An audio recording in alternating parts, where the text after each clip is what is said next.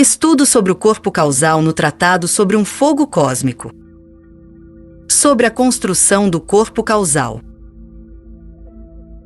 Entramos agora em uma das partes práticas mais vitais de nosso tratado sobre o fogo, aquela que trata da construção do corpo causal, ou corpo de manifestação do ego. Diz respeito ao trabalho dos anjos solares, ou à verdadeira identidade autoconsciente, o homem. Se o estudante de alguma forma aprendeu a tendência geral das páginas anteriores, ele estará agora em uma condição mental que lhe permitirá interpretar tudo o que é dito em termos de energia, ou daquela atividade vibratória que é produzida pelas 3 grandes fases dos fenômenos elétricos, a união que produz aquela manifestação divina chamada homem, ou, quando consideradas as unidades agregadas, o reino humano. O lótus egóico de 12 pétalas. O fogo solar é duplo. É o fogo da matéria ou substância e o fogo da mente misturados. Isso faz do homem a estrela de luz de 6 pontas, pois cada um desses fogos é triplo. O fogo da mente também é essencialmente dual, trazendo outra triplicidade, formando assim o 9. Quando um homem despertou os 9 fogos e desdobrou as 9 pétalas, e quando ele recebeu o estímulo que é transmitido na iniciação, ao ser posto em contato consciente com a centelha elétrica de seu próprio homem celestial particular, todos eles se misturam e mesclam. Os 3 internos que completam os 12, e que se referem aos estágios finais e essencialmente espirituais de sua evolução, estão realmente relacionados mais intimamente com a evolução do homem celestial e estão ligados ao estímulo que ele recebe a si mesmo ao contatar a centelha elétrica logóica, ou o puro aspecto do espírito do Logos. Deve-se notar aqui que esse desenvolvimento em 9 etapas é sugerido na doutrina secreta nos vários lugares onde HPB lida com os Komaras ou os homens celestiais, dos quais o microcosmo é um reflexo. Ela os chama de senhores do conhecimento, senhores do amor e senhores do sacrifício. Cada um deles é um lótus de 9 pétalas no corpo logóico. Eles são as rodas flamejantes, e em seus vários nomes, como encontrados na doutrina secreta, pode ser descoberta a pista do mistério. Vamos perceber isso claramente, no entanto, no que diz respeito ao microcosmo, e depois estender a ideia aos homens celestiais. Imaginemos o lótus egóico de 9 pétalas, o centro do coração na consciência monádica, desdobrando cada uma de suas pétalas em grupos de 3 sobre os 3 subplanos do mental superior. Seu desdobramento é realizado através do processo evolutivo, realizado nos 3 planos nos 3 mundos, ou dentro dos 3 salões, da ignorância, do aprendizado e da sabedoria. O primeiro grupo de pétalas, pétalas do conhecimento. A pétala do conhecimento para o plano físico. Através da violação da lei e do sofrimento resultante, o preço da ignorância é pago e o conhecimento é alcançado. Este desdobramento é realizado através da experiência do plano físico. 2. A pétala do amor para o plano físico. Desdobra-se através de relacionamentos físicos e do crescimento gradual do amor de si para o amor dos outros. 3. A pétala do sacrifício para o plano físico. Esse desdobramento é realizado pela força motriz das circunstâncias, e não pelo livre-arbítrio. É a oferenda do corpo físico sobre o altar do desejo. Desejo baixo para começar, mas aspiração para o fim, embora ainda desejo. Como o homem nos estágios iniciais de sua evolução está polarizado no físico, muito disso é sofrido inconscientemente e sem qualquer percepção do que está sendo consumado, mas o resultado no corpo causal é visto em um aumento duplo do calor ou da atividade. O átomo físico permanente torna-se radioativo ou um ponto de fogo radiante. As 3 pétalas inferiores tornam-se vibrantes e começam a se desdobrar até ficarem totalmente desenvolvidas. O segundo grupo de pétalas, pétalas de amor. A pétala do conhecimento, para o plano astral. O desdobramento é causado pelo equilíbrio consciente dos pares de opostos e pela utilização gradual da lei de atração e repulsão. O homem sai do salão da ignorância onde, do ponto de vista egóico, trabalha cegamente e começa a apreciar os efeitos de sua vida no plano físico. Pela percepção de sua dualidade essencial, ele começa a compreender as causas. 2. A pétala do amor para o plano astral. O desenvolvimento é realizado através do processo de transmutação gradual do amor da natureza subjetiva ou do eu interior. Isso tem um efeito duplo e atua no plano físico em muitas vidas de turbulência, esforço e fracasso, à medida que um homem se esforça para voltar sua atenção para o amor do real. 3. A pétala do sacrifício para o plano astral. O desenvolvimento é provocado pela atitude do homem enquanto ele conscientemente se esforça para desistir de seus próprios desejos pelo bem de seu grupo. Seu motivo ainda é um tanto cego, e ainda matizado pelo desejo de retribuição daquilo que dá e de amor daqueles a quem procura servir, mas é de uma ordem muito mais alta do que o sacrifício cego ao qual um homem é submetido. Impulsionado pelas circunstâncias, como é o caso no desdobramento anterior. À medida que esta tríplice iluminação ou desdobramento prossegue, novamente um resultado duplo é visto. O átomo astral permanente entra em plena atividade e esplendor, em relação a 5 de suas espiras, e os 2 átomos do plano físico e do plano astral são igualmente vibrantes. As 3 pétalas do anel central do lótus egóico também se desdobram completamente, e o centro cardíaco da mônada é visto como uma roda de fogo com 6 de seus raios em plena exibição de energia e girando rapidamente. O terceiro grupo de pétalas, pétalas de sacrifício. A pétala do conhecimento para o plano mental. Seu desenvolvimento marca o período em que o homem utiliza conscientemente tudo o que ganhou ou está ganhando sob a lei para o benefício definido da humanidade. Cada um dos grupos de pétalas se distingue por uma coloração predominante. Conhecimento, no plano físico, com a coloração das outras 2 subsidiárias. Amor, no plano astral, com a luz do sacrifício mais fraca em tom que as outras 2, que praticamente se manifestam em igual brilho. No plano mental, a luz do sacrifício chega à sua plena exibição, e tudo que é visto é colorido por essa luz. 2. A pétala do amor no plano mental é desdobrada através da aplicação consciente e constante de todos os poderes da alma ao serviço da humanidade sem nenhum pensamento de retorno nem qualquer desejo de recompensa pelo imenso sacrifício envolvido. 3. A pétala do sacrifício para o plano mental. Demonstra-se como viés predominante da alma visto em uma série de muitas vidas passadas pelo iniciado antes de sua emancipação final. Ele se torna em sua esfera o grande sacrifício. Este estágio pode ser visto objetivamente aos olhos do clarividente como de efeito duplo. A unidade mental torna-se um ponto de luz radiante. Suas 4 espiras transmitem força com intensa rapidez. As 3 pétalas superiores se desdobram e o lótus de 9 pétalas é visto aperfeiçoado.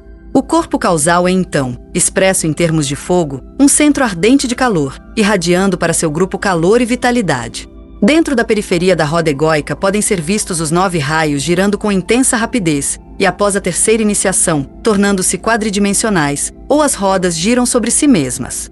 No meio formando um certo triângulo geométrico, diferente de acordo com o raio da mônada, podem ser vistos 3 pontos de fogo, ou os átomos permanentes e a unidade mental, em toda sua glória. No centro pode ser visto uma chama central de glória crescendo em intensidade à medida que as 3 pétalas internas respondem ao estímulo. Quando o fogo da matéria, do fogo por fricção, se torna suficientemente intenso, quando o fogo da mente do fogo solar, que vitaliza as 9 pétalas, torna-se igualmente feroz, e quando a faísca elétrica no centro mais interno brilha e pode ser vista, todo o corpo causal torna-se radioativo. Então os fogos da substância, a vitalidade dos átomos permanentes, escapam das esferas atômicas e adicionam sua cota à grande esfera em que estão contidos. O fogo da mente se funde com sua fonte emanante, e a vida central escapa. Esta é a grande libertação. O homem, em termos de esforço humano, alcançou seu objetivo. Ele passou pelos 3 salões e em cada um transferiu o que ganhou para o conteúdo de sua consciência. Ele desenvolveu e abriu em sequência ordenada as pétalas do lótus, primeiro abrindo as 3 inferiores, o que envolve um processo que abrange um vasto período de tempo. Então a segunda série de pétalas é aberta, durante um período de tempo cobrindo sua participação inteligente nos assuntos mundiais até que ele entre no reino espiritual na primeira iniciação, e um período final e mais breve em que os 3 anéis de pétalas superiores ou internos são desenvolvidos e abertos. Para encerrar o que pode ser dito sobre este assunto do raio egóico e do fogo da mente, peço ao estudante que tenha em mente os seguintes pontos. Primeiro, que a ordem do desenvolvimento das pétalas e da estimulação dos fogos depende do raio da mônada e do sub-raio sobre o qual o corpo causal se encontra. Esse pensamento suportaria expansão e provaria ser uma fonte frutífera de estudo para o investigador ocultista. Com o fogo de Manas. Segundo, aparece um triângulo no plano mental, produzido pela atividade manásica, e esse triângulo de fogo começa a circular lentamente entre o átomo manásico permanente e um ponto no centro do lótus egóico, e daí até a unidade mental, que apareceu no 4º subplano através da mentalidade de aproximação do instinto inato. Este triângulo de fogo, que é formado de pura força elétrica manásica, torna-se cada vez mais brilhante até produzir uma vibração de resposta tanto do inferior quanto do superior. Este triângulo é o núcleo do Antakarana. O trabalho do homem altamente evoluído é reduzir esse triângulo a uma unidade, e por meio da alta aspiração, que é simplesmente desejo transmutado que afeta a matéria mental, transformá-lo no caminho e assim reproduzir em uma forma sintética superior o caminho anterior, ao longo do qual o espírito descendente veio a tomar posse de seu veículo, o corpo causal, e a partir daí trabalhar novamente através do eu pessoal inferior. Terceiro, em um certo estágio de atividade vibratória, tendo o trabalho dos senhores da chama produzido um corpo ou forma e uma vibração pedindo resposta, ocorre um acontecimento praticamente simultâneo. Um fluxo descendente de Budi ocorre ao longo da linha do triângulo manásico até atingir um ponto bem no centro do lótus. Lá, pelo poder de sua própria vibração, provoca uma mudança na aparência do lótus. No próprio coração do lótus, aparecem mais 3 pétalas que se fecham sobre a chama central, cobrindo-a de perto, e permanecendo fechadas até que chegue o momento da revelação da joia do lótus. O lótus egóico é agora composto de 12 pétalas. 9 delas aparecem neste estágio em forma de botão e 3 estão completamente ocultas e misteriosas. Ao mesmo tempo, os 3 átomos permanentes estão encerrados no lótus e são vistos pelo clarividente como 3 pontos de luz na parte inferior do botão, abaixo da porção central. Eles formam neste estágio um triângulo vagamente ardente. O corpo causal, embora apenas em estado embrionário, está agora pronto para plena atividade à medida que os éons se esvaem, e está completo em toda sua natureza tríplice. O aspecto matéria, que diz respeito à forma material do homem nos 3 mundos, ou seu auto-chamado pessoal inteligente ativo, deve ser desenvolvido e controlado por meio da unidade mental, do átomo permanente astral e do átomo permanente físico. O aspecto do espírito está oculto no coração do lótus, no devido tempo para ser revelado quando os Manasadevas tiverem feito seu trabalho. A vontade que persiste para sempre está lá. O aspecto da consciência que incorpora o amor-sabedoria do ego divino conforme se revela por meio da mente está predominantemente lá, e nas 9 pétalas e em sua capacidade vibratória está escondida toda oportunidade, toda capacidade inata de progredir e toda capacidade de funciona como uma unidade autoconsciente. Essa entidade que chamamos de homem. 37 Mahadeva fica no coração. Surya ou Vishu revela em sua essência como a sabedoria do amor e o amor-sabedoria, e Brahma, o Logos criativo, torna essa revelação possível. O Pai no céu deve ser revelado por meio de Cristo, o Filho, pelo método de encarnação tornado possível pela obra do Espírito Santo. Tudo isso foi causado pelo sacrifício e instrumentalidade de certas entidades cósmicas que se oferecem para que o homem possa ser.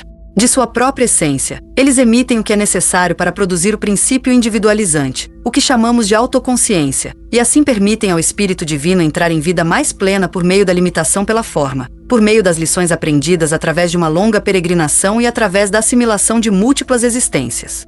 O quarto ponto a ser observado é que quando esses 3 eventos ocorreram, a luz ou fogo que circula ao longo do triângulo manásico é retirado para o centro do lótus, e este protótipo do futuro Antakarana, se assim for, pode ser expresso, desaparece. A energia tríplice das pétalas, dos átomos e da joia está agora centralizada, porque o impulso deve agora ser gerado, o que produzirá um fluxo descendente de energia do veículo causal recém-criado para os 3 mundos do esforço humano. Nós lidamos com o método de individualização através da vinda dos senhores da chama, porque é o método primordial neste sistema solar. Quaisquer que sejam os métodos que possam ser adotados nos vários esquemas e cadeias, isso, no estágio intermediário, é a regra universal.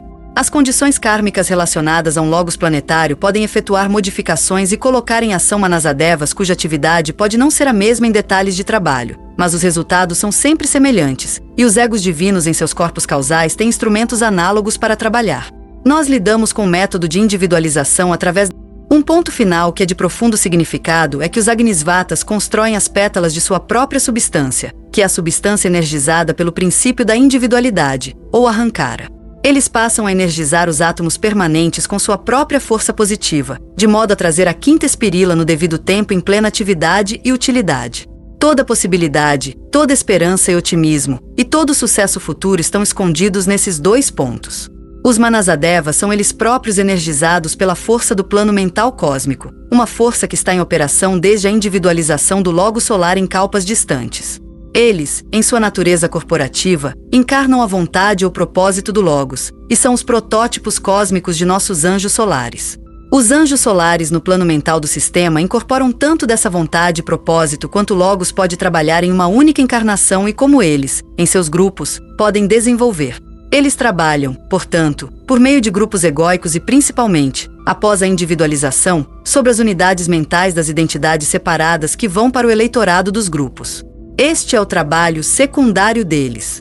Seu trabalho, em parte, pode ser descrito da seguinte forma.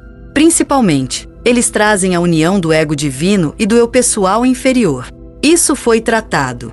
Em segundo lugar, eles trabalham através das unidades mentais, imprimindo no átomo aquela porção, por mais microscópica que seja, do propósito logóico que o indivíduo pode realizar no plano físico. A princípio, sua influência é assimilada inconscientemente, e o homem responde ao plano cega e ignorantemente. Mais tarde, à medida que a evolução prossegue, seu trabalho é reconhecido pelo homem em uma cooperação consciente com o plano de evolução. Após a terceira iniciação, predomina o aspecto vontade ou propósito. Pode-se notar aqui que é a força positiva dos Manasadevas que produz a iniciação. Sua função é incorporada pelo Hierofante. Ele, vendo diante dele o veículo para Budi, passa a voltagem dos planos superiores através de seu corpo, e por meio do bastão, carregado com força manásica positiva, transmite esta energia manásica superior ao iniciado para que ele seja capaz de conhecer conscientemente e reconhecer o plano para o seu centro de grupo através da estimulação imensamente aumentada.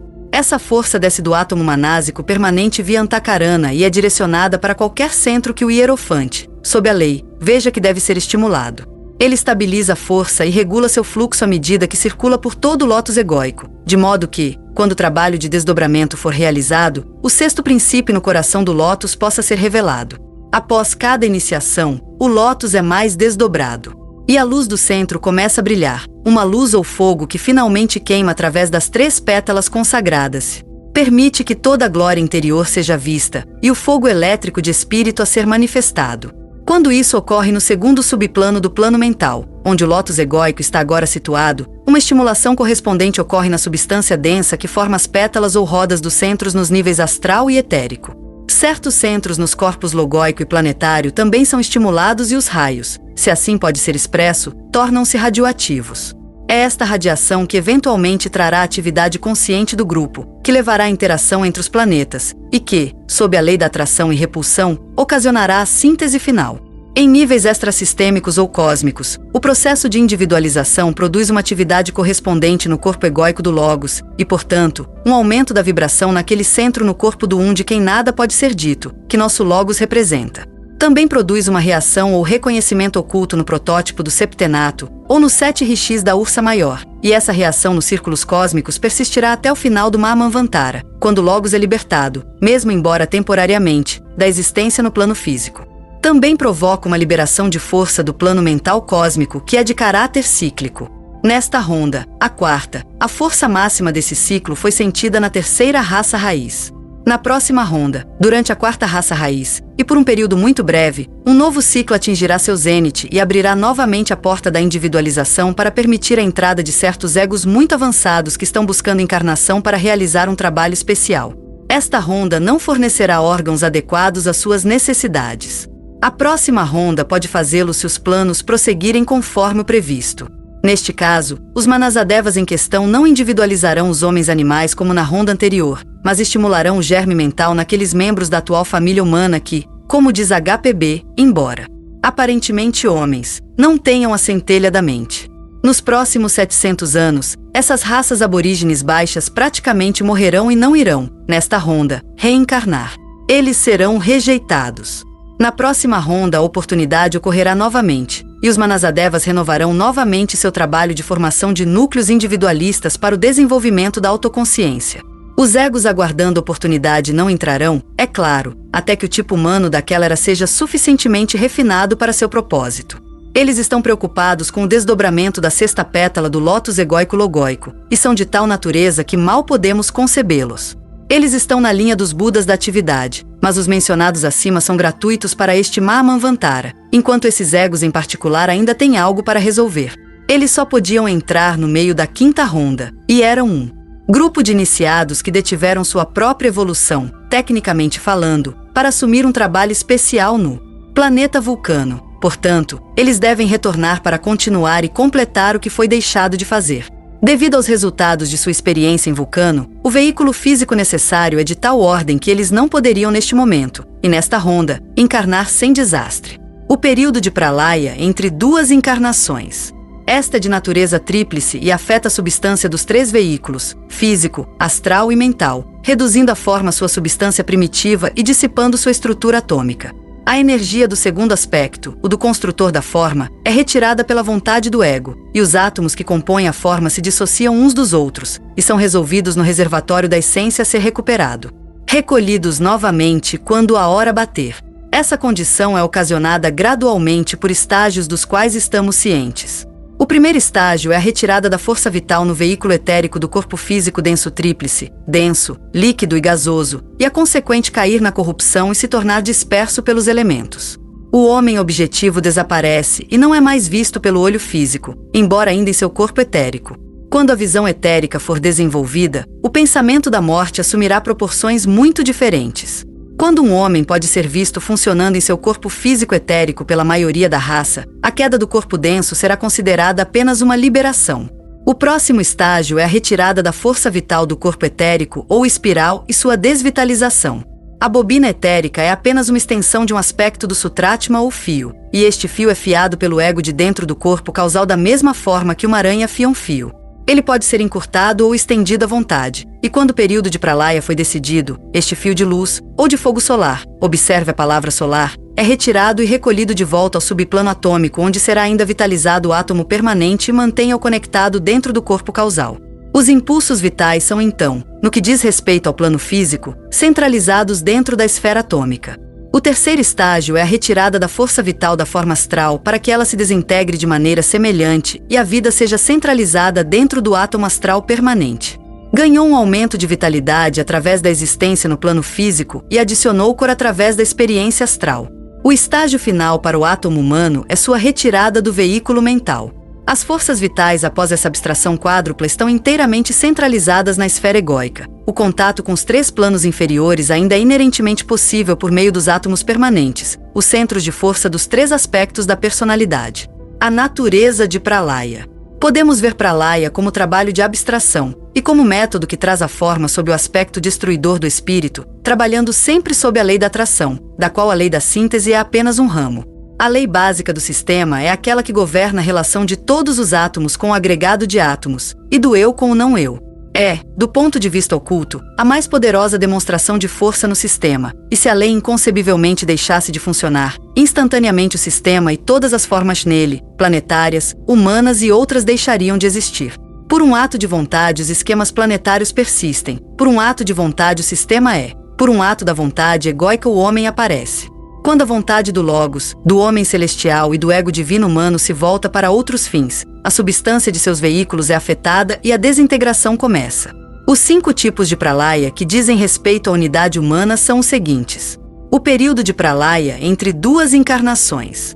Esta é de natureza tríplice e afeta a substância dos 3 veículos, físico, astral e mental, reduzindo a forma sua substância primitiva e dissipando sua estrutura atômica. A energia do segundo aspecto, o do construtor da forma, é retirada pela vontade do ego, e os átomos que compõem a forma se dissociam uns dos outros, e são resolvidos no reservatório da essência a ser recuperado. Recolhidos novamente quando a hora bater.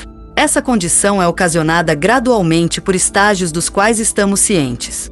O primeiro estágio é a retirada da força vital no veículo etérico do corpo físico denso tríplice, denso, líquido e gasoso, e a consequente cair na corrupção e se tornar disperso pelos elementos. O homem objetivo desaparece e não é mais visto pelo olho físico, embora ainda em seu corpo etérico. Quando a visão etérica for desenvolvida, o pensamento da morte assumirá proporções muito diferentes. Quando um homem pode ser visto funcionando em seu corpo físico etérico pela maioria da raça, a queda do corpo denso será considerada apenas uma liberação. O próximo estágio é a retirada da força vital do corpo etérico ou espiral e sua desvitalização.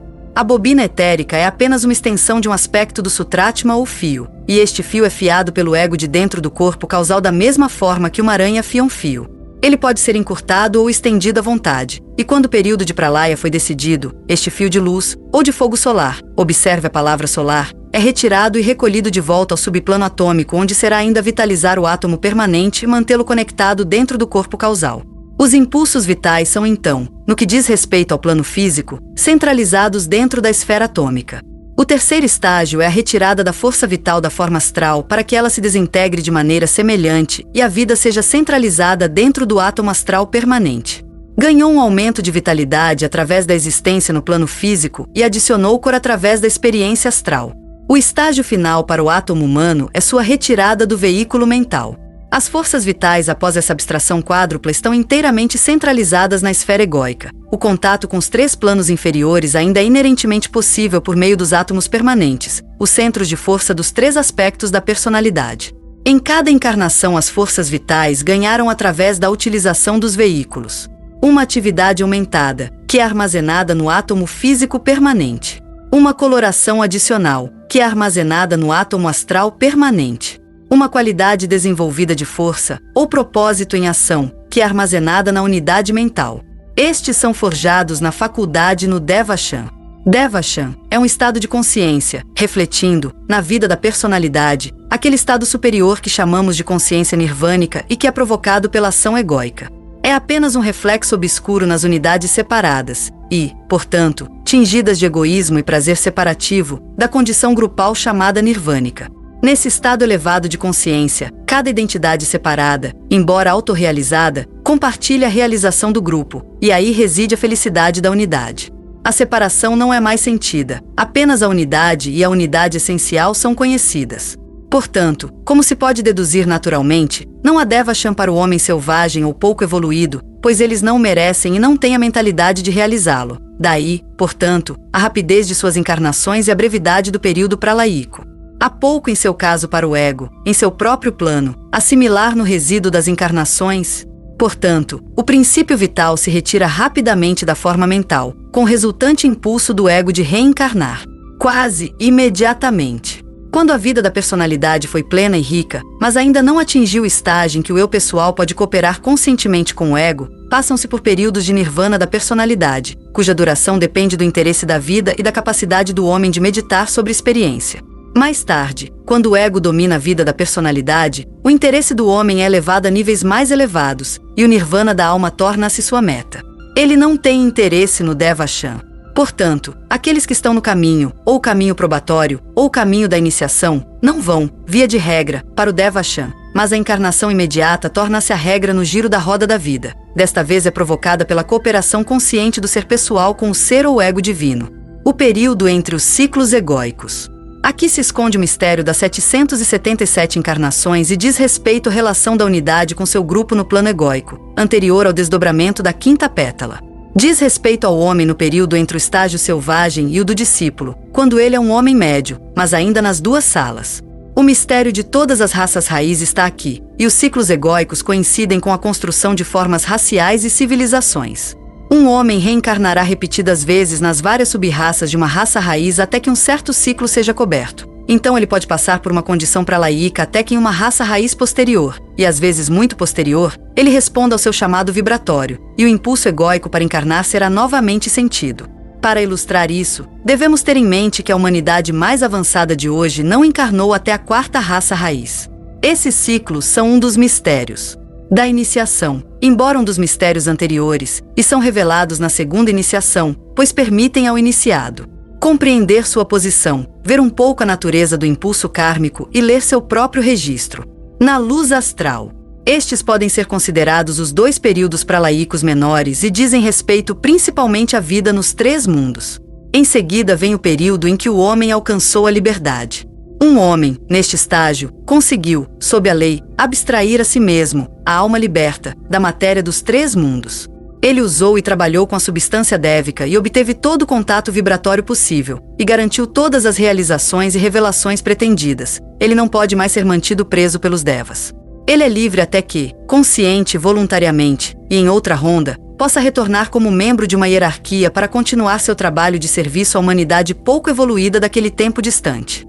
Como se trata dos 7 caminhos de oportunidade para o mestre, não trataremos disso aqui. Este é o grande pralaya humano. Pralaya Planetario. O homem, após esses acontecimentos cíclicos, é agora uma parte consciente de seu grupo e um ponto vibrante no centro do corpo de um homem celestial, conscientemente vivo e consciente de seu lugar no grande todo. Isso envolve uma compreensão do centro do qual ele é um ponto de energia, um conhecimento do tipo de força que ele deve transmitir e manipular dos níveis cósmicos, e uma relação consciente com os outros 6 centros da vida planetária com que ele está associado. Este período de atividade consciente na substância etérica, da qual o corpo planetário é formado, persiste de acordo com o karma do Senhor planetário, pois a unidade está agora conscientemente associada ao karma planetário e é participante na elaboração da vontade e propósito do Senhor de seu raio. Nos planos superiores do sistema, esse estágio persiste pela duração da vida de um esquema, ao qual sucede um período de pralaya que tem seu início no final da 7ª ronda em qualquer esquema ou da 5ª se a lei da persistência de um esquema estiver funcionando através de ciclos de 5. Estou aqui generalizando e falando em termos amplos. Os karmas das unidades diferem e um homem, de acordo com o caminho que ele escolhe após a 5ª iniciação, permanece e trabalha dentro de seu próprio esquema, mas mudanças podem ocorrer através dos seguintes fatores. A vontade do Senhor de seu raio. Ordens emanadas do Logos solar que lhe são transmitidas após a liberação através do Logos planetário e por meio do Shoan de seu raio. Ele é então abstraído sob uma misteriosa lei planetária que só funciona em níveis etéricos cósmicos e é transferido para seu destino. Se interpretarmos tudo isso em termos de energia e radioatividade e assim evitarmos os perigos da interpretação materialista, o significado ficará mais claro. O grande pralaya. Este intervalo chega ao final de cada 100 anos de Brahma e varre em formas de dissolução de todos os tipos, sutis e densas, por todo o sistema. É um período análogo ao que tratamos quando consideramos a abstração do homem de seu veículo etérico e sua capacidade então de funcionar no plano astral, dissociado de sua forma física dual. Dentro do sistema, um processo semelhante ao sofrido quando o homem retira o corpo etérico do veículo físico denso será visto no final do Mahamanvantara. Ele cobrirá o período em que os 4 raios menores se fundem buscando a dualidade e seus opostos polares. Eventualmente, os 4 se tornam 2, os 2 se tornam 1, e todos são então sintetizados no 3º raio principal. O tempo ainda não é, mas há incontáveis eras à frente. É a primeira aparição do aspecto destruidor em conexão com os esquemas planetários, e marca o início do tempo em que os céus se derreterão com calor fervente, e o Sol se tornará 7 sóis.48. A correspondência microcósmica pode ser vista no seguinte processo. O átomo físico permanente absorve toda a força vital do corpo físico, e seu calor e luz inerente são assim aumentados até que na 4ª iniciação as 7 espiras estejam totalmente vitalizadas e vibrantes. O calor interno do átomo, mais o calor externo do corpo egóico em que se encontra, produz então o que destrói o átomo permanente. Temporariamente, e pouco antes da destruição, torna-se um minúsculo Sol 7 vezes devido à radiação e atividade das espiras. Assim com o Sol físico do sistema, ele se tornará, de maneira semelhante, 7 sóis, quando tiver absorvido a essência vital dos planos totalmente evoluídos e dos esquemas planetários sobre eles. A conflagração que se segue é o trabalho final do aspecto destruidor. Ele marca o momento do mais alto desenvolvimento da substância Deva no sistema, a consumação do trabalho de Agni e seus anjos de fogo, e a iniciação de Brahma. A substância atômica então se individualizará, o que, como sabemos, é a meta. Para o átomo, e depois do grande pralaya o próximo sistema solar começará com o espírito tríplice manifestando-se através da substância que é essencialmente distinguida pelo amor inteligente ativo. Isso é necessariamente incompreensível para nossas mentes da 4ª ronda. A evolução das pétalas. A construção do corpo causal é o resultado da energia dual, a do eu inferior com sua ação reflexa sobre a unidade superior, e a da energia natural do eu ao fazer sua impressão direta sobre a substância do lótus egóico. Deve ser lembrado aqui que, por mais sutil que o material possa ser, o lótus egóico é tão verdadeiramente substância de uma vibração particular quanto o corpo físico, somente, devido à sua raridade, o homem do plano físico considera praticamente como não substancial. É, de fato, como apontado anteriormente, o resultado da vibração dupla dos dhyanis ou deuses quíntuplos em conjunção com o quaternário quádruplo, ou os pitris dos veículos inferiores. Através de um esforço consciente dos logoi planetários, esses dhyanis e os pitris inferiores são trazidos para um relacionamento íntimo. Isso produz, no 3º subplano do plano mental, uma vibração na matéria gasosa do plano, pois este é o subplano gasoso cósmico que, após um certo período de persistência, assume a forma de um lótus de 9 pétalas. Este lótus é dobrado em forma de botão sobre o ponto central, ou coração do lótus, aquela centelha de fogo elétrico que por sua ação ou vitalidade inata atuando sobre a substância do lótus, atrai para si uma quantidade suficiente dessa substância para formar 3 pétalas, que protegem de perto a faísca central. Estas são, no entanto, da mesma substância ou essência que as outras 9 pétalas. O estudante deve ter cuidado para não materializar demais seu conceito e, portanto, pode ser sábio para ele ver essa manifestação de outros ângulos e empregar outros termos para expressar a mesma ideia. Como 9 vibrações, emanadas de um ponto central, que, em sua pulsação ou irradiação, produz 3 vibrações maiores de grande força que perseguem uma atividade circular em torno do centro. As 9 vibrações seguem um caminho diagonal até atingirem a periferia da esfera de influência egóica. Nesse ponto, eles giram, formando assim a conhecida forma esferoidal do corpo causal. Como 9 pétalas de um lótus, irradiando de um centro comum e escondendo dentro de si 3 pétalas centrais, que escondem um ponto central de fogo. As radiações da ponta de cada pétala são as que causam a ilusão de uma forma esferoidal. Como 9 raios de uma roda, convergindo para um cubo central, que é em si triplo, e que esconde a energia central ou dínamo de força, o gerador de toda atividade. Como 9 tipos de energia que produzem emanações definidas de uma unidade tríplice, novamente ela mesma uma saída de uma unidade central de força. Para todos os efeitos, a segunda definição será mais útil para nós em nossa tentativa de retratar a constituição, natureza, método de desenvolvimento e verdadeira evolução do ego, funcionando no corpo causal. Como sabemos, o lótus egóico consiste em 3 círculos, cada círculo sendo composto de 3 pétalas, e todas protegendo o botão interno onde se esconde a joia. É com a evolução dessas pétalas que nos preocupamos, com sua formação, sua vitalização, sua nutrição e eventual desdobramento.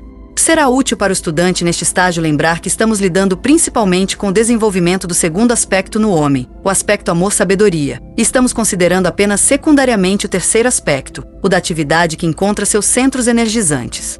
Nos 3 átomos permanentes.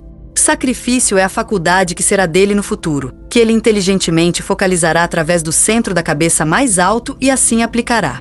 Depende de seu desenvolvimento de consciência, portanto, de seu reconhecimento do propósito esotérico de seu grupo e das existências planetárias. Como envolve o que é chamado de um ato de abnegação solar e lunar, envolve, portanto, uma devida compreensão da energia solar e lunar, e trazer esses 2 grupos para um estágio de atividade cooperativa. Refere-se, portanto, à natureza da joia no lótus, e é somente quando as 3 pétalas de sacrifício nas 3 camadas são desdobradas que esse tipo específico de energia é liberada.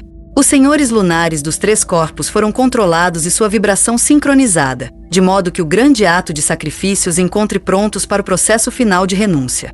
Os senhores solares, em seus 3 grupos principais, estão igualmente prontos para o sacrifício final, que envolve a ruptura entre o Sol e a Lua, como é chamado. Isso resulta na quebra do elo magnético entre o verdadeiro homem e a substância vibratória sensível da qual seus 3 corpos mundiais são feitos. A necessidade de encarnação não é mais sentida, as correntes do karma são quebradas e o homem é liberado.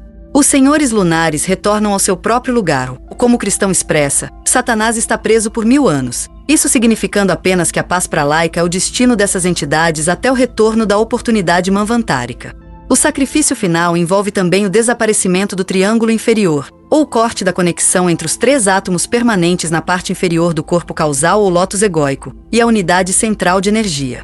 A energia desses átomos é liberada pelo intenso calor produzido pela união dos 3 fogos e é reabsorvida no reservatório geral no espaço interplanetário. O triângulo de fogo é perdido de vista na chama geral, e as essências dévicas que o formaram temporariamente cessam sua atividade.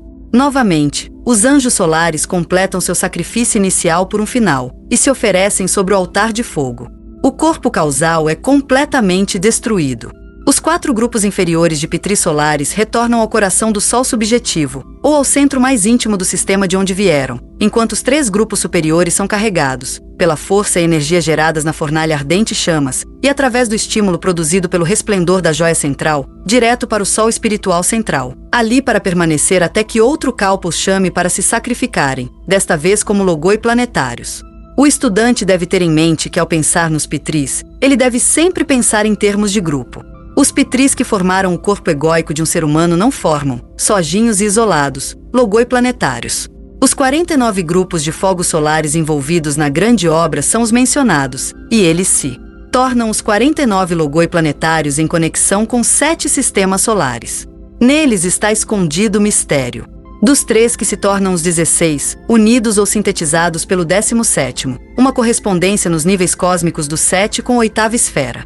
Isso deve permanecer praticamente um mistério insolúvel para o homem no presente. Na primeira, na segunda e na terceira iniciações, uma das 3 pétalas se abre, permitindo uma exibição cada vez mais livre do ponto elétrico central. Na quarta iniciação, a joia, sendo completamente revelada, através de sua luz fulgurante, seu intenso calor radiante e seu terrível fluxo de força, produz a desintegração da forma circundante, o estilhaçamento do corpo causal, a destruição do templo de Salomão e a dissolução da flor de lótus. O trabalho do iniciador nesse sentido é muito interessante. Por meio da vara de iniciação e de certas palavras de poder, ele produz resultados de natureza coordenadora, transmutadora e libertadora. Portanto, o trabalho do Mahashohan neste momento em conexão com o sétimo raio, que está temporariamente agindo como a síntese dos 5 tipos de energia sobre os quais ele preside, pode ser resumido da seguinte forma. Ele está utilizando o sétimo tipo de energia para promover o reconhecimento pela unidade humana da substância mais sutil do plano físico. Este sétimo raio é um fator primário na produção de objetividade. A energia do logos planetário do sétimo esquema domina o sétimo plano. É o raio no qual a substância dévica e o espírito podem se encontrar e se adaptar um ao outro com maior facilidade do que em qualquer outro raio, exceto o terceiro. O homem, atualmente, está plenamente consciente, por meio de um ou outro de seus sentidos, nos 3 subplanos inferiores. Pretende-se que ele seja igualmente consciente nos 4 superiores. Isso deve ser causado pela estimulação da substância dévica que compõe seus corpos.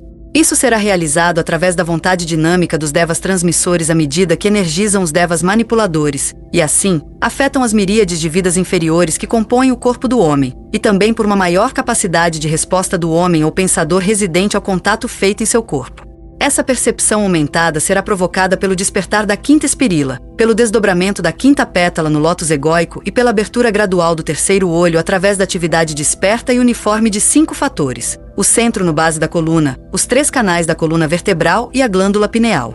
Todos esses fatores envolvem a atividade da essência dévica, mais a resultante consciência do pensador. Isto será seguido pelo uso consciente dos poderes recém-despertados.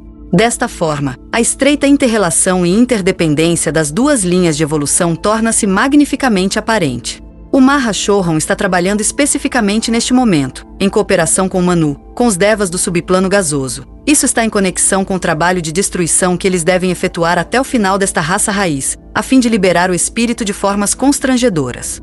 A ação vulcânica, portanto, pode ser procurada, manifestando-se em localidades inesperadas, bem como dentro da esfera atual de terremotos e zonas vulcânicas, como sérios distúrbios poderão ser observados na Califórnia antes do final do século, e também no Alasca. A obra do Mahashohan também pode ser vista no efeito que os devas do fogo Kundalini estão produzindo sobre o homem. Estes são um grupo peculiar de Agni Shaitans que atingiram um estágio de evolução que permite que sejam separados de seu grupo em um grupo conectado com certo fogo nos corpos do homem. Esse fogo, devido à sua atividade atual e à direção dessa atividade, é responsável pela reação contra o casamento físico e pelo desejo manifestado por homens altamente evoluídos em todos os lugares de evitar a relação matrimonial e confinar-se à criação no mental ou astral. Isso se deve à atual inclinação dos devas manipuladores dos órgãos geradores inferiores para buscar o centro laríngeo e funcionar ali, utilizando a força do fogo Kundalini para realizar isso.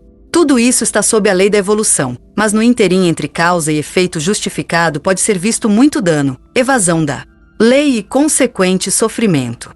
Devido, portanto, à violenta reação neste momento contra as leis de salvaguarda da civilização, foi decidido que a natureza e as funções dos devas devem ser reveladas ao homem, e que seu lugar no esquema das coisas e a proximidade do homem à conexão e a dependência deles devem ser divulgadas. Ao mesmo tempo, os meios pelos quais eles podem ser contatados e as palavras pelas quais eles podem ser controlados serão retidos.